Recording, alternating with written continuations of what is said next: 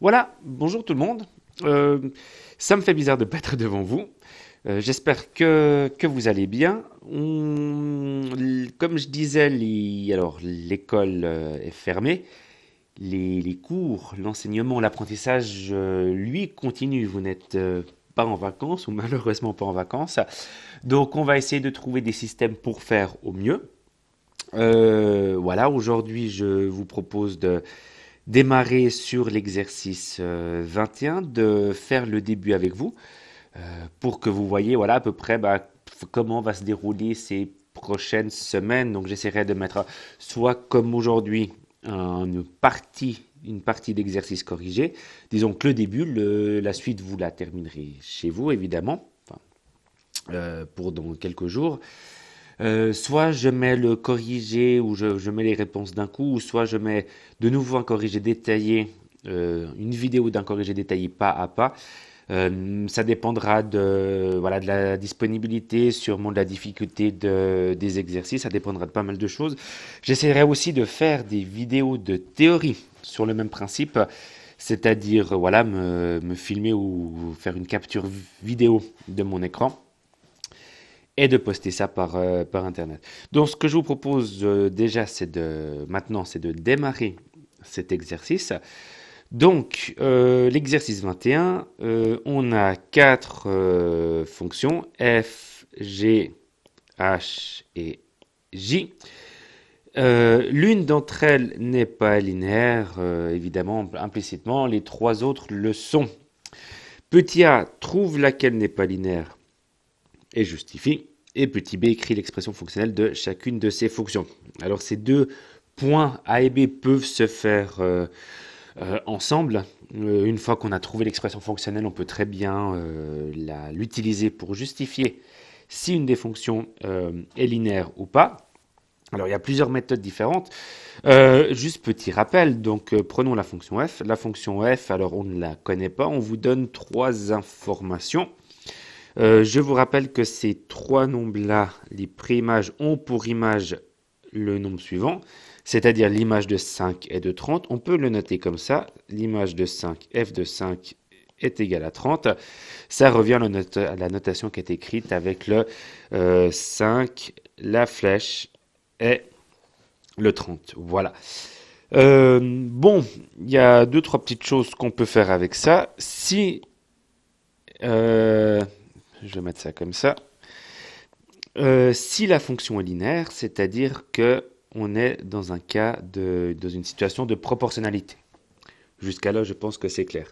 Si on est dans une situation de proportionnalité, c'est-à-dire que pour passer d'un nombre de l'ensemble de départ à un nombre de l'ensemble d'arrivée, on multiplie toujours par le même facteur. Alors, il suffit de regarder, hein, pour passer de 5 à 30, bon, on fait x6. Voilà notre facteur, on va dire le candidat. On peut vérifier est-ce que ça marche pour tous. Alors, le nombre du dessous, c'est moins 7. Si on fait moins 7 fois 6, ça donne bien moins 42. Donc, pour l'instant, il n'y a pas de problème.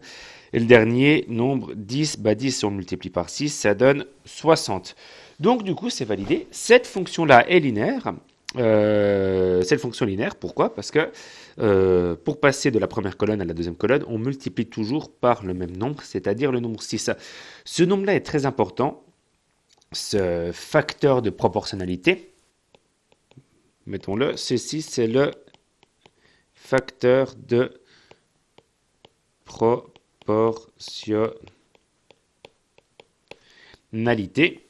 Une fois qu'on l'a trouvé, c'est-à-dire qu'une fois qu'on a vérifié que ça marche, que la multiplication par 6 marche pour les trois couples de nombres, les trois lignes, déterminer l'expression fonctionnelle de A, de la fonction f, pardon, là pour la partie B, c'est quelque chose de très simple, c'est-à-dire que f de x, la pente A fois x, A est en fait rien d'autre que le facteur de proportionnalité.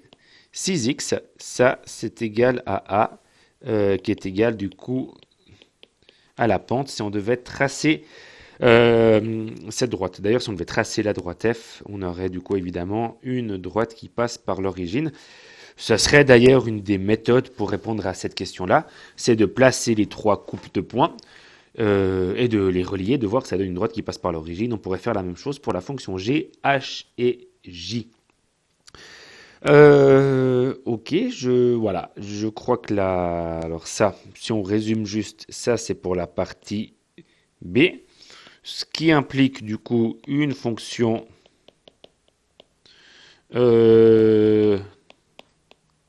linéaire, et d'une certaine manière, c'est vrai qu'on fait le B avant le A. Voilà, je vous laisserai sur la même idée trouver ce facteur de proportionnalité pour la fonction g, la fonction h et la fonction j. Et une fois qu'elle est trouvée, bah, essayez de trouver l'expression fonctionnelle. Alors évidemment, la fonction qui ne sera pas linéaire aura une expression fonctionnelle un peu plus compliquée à trouver.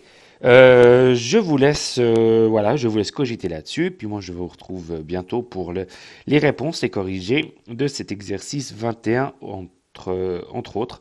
Merci beaucoup, bon travail et bonne première semaine un peu bizarre. Voilà, à tout à l'heure.